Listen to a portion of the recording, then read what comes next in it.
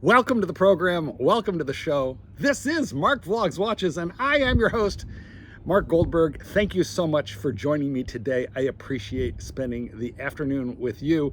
Before I go on, let's like and subscribe so we can do this again together. And now, let's get the quick fist watch check out of the way before we jump into the meat and potatoes of this video. And here it is.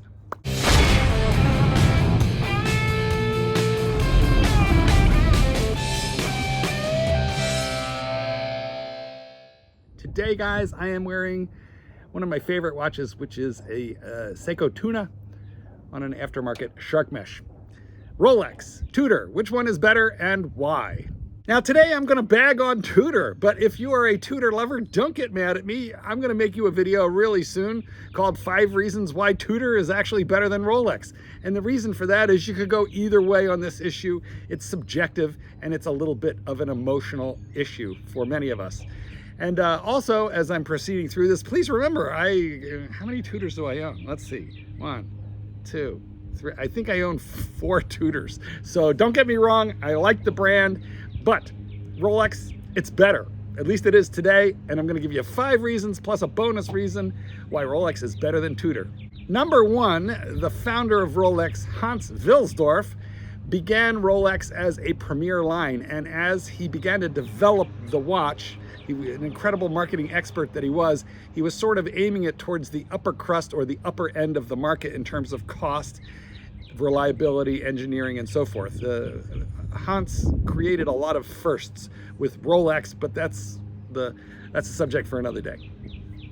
But as he was developing Rolex, he realized that he was leaving the midsection or the lower dollar value watches to be sold to other people. And one thing about Hans is he wanted it all. He wanted everything.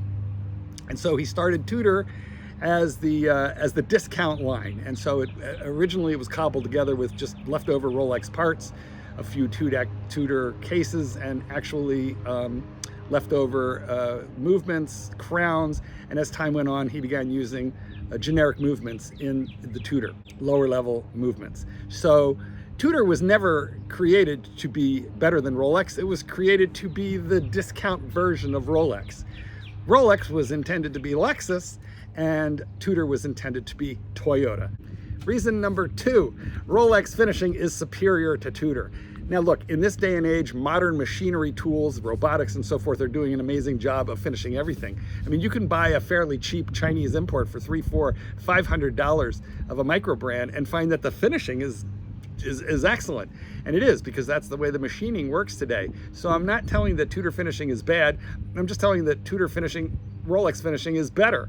If you examine both at the same time, you're just gonna see the additional level of finishing and quality that you have on a Rolex. Now, if you pull a Bruce Williams and you strap on a 500 magnification lens and you go in on the macro level, will you find flaws on Rolex manufacturing? The occasional tiny bit of dust or some tiny little rough spot that you can't see with the naked eye? Yes, you can. And that's why I think it's so interesting that Bruce does what he does, so that we can actually do what jewelers do, which is, put a loop on and look at these things super close. But the reality is, if you look super close at Tudor and super close at Rolex, you're gonna find the finishing is just a smidgen better on the Rolex. Number 3, and I think that this is an important one, Rolex has the exclusivity of brand and name recognition, meaning the ultimate. I mean, I don't know these days, if you want to talk about cars, what's the best car ever in the world? Would you say Bugatti? Would you say Rolls-Royce, Ferrari, Lamborghini? I'm not entirely sure, but I know in the world of watches, I'm not talking about if you go to the watch connoisseur, because it's entirely possible that you might prefer a Vacheron et Constantin over Rolex. You might say the horology of Aldemar Piguet or Patek Philippe is much more extensive than that of Rolex, and you wouldn't be wrong. But if you go just to the average guy and you say, name the best brand of watches in the entire world, they're gonna say Rolex.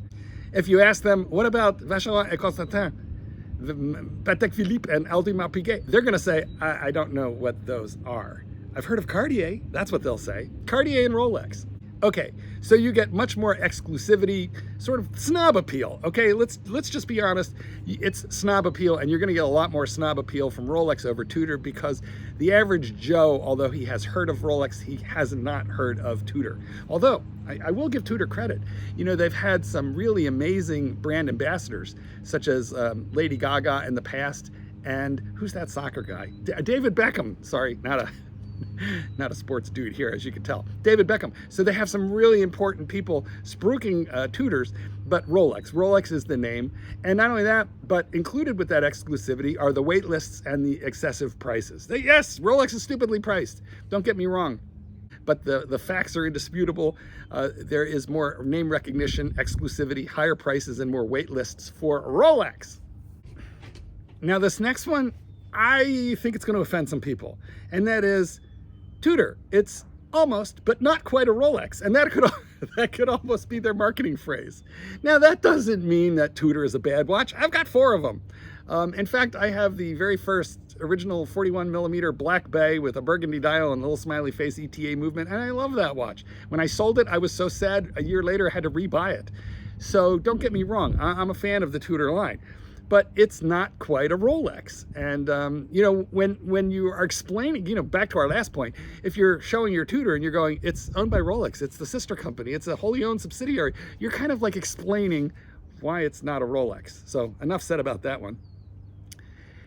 Okay, look, we got to give Tudor credit for doing some wilder, crazier, zanier things lately compared to Rolex. Okay, at least this year. So, have you seen the Barbie, which is the pink chronograph, kind of Pepto-Bismol colored? Really cool. I'll show you a picture of it right here. So, Tudor has been bold, and they are doing some pretty cool things, and we're going to talk about that more in the why Tudor is better than Rolex, or at least what Tudor does better than Rolex. Innovation, you know, I'm going to give that to Tudor. But classic design, and that is the point that I want to talk about here. Classic design, that goes to Rolex. They make changes in their line, but only very incrementally. So if you were to look at a Submariner from 1955, 1956, and you look at today's Submariner, you would recognize it still as a Submariner. And the same can be held true of the GMT. It has evolved little by little, year by year, decade by decade, but they are still recognizably a 1962 Pepsi and a 2024 Pepsi will be recognizably cousins, sisters, twins, separated at birth. And here's the last thing that I want to say in favor of Rolex over Tudor, and that is ceramic. What is it about these aluminum bezels that Tudor loves so desperately and so dearly?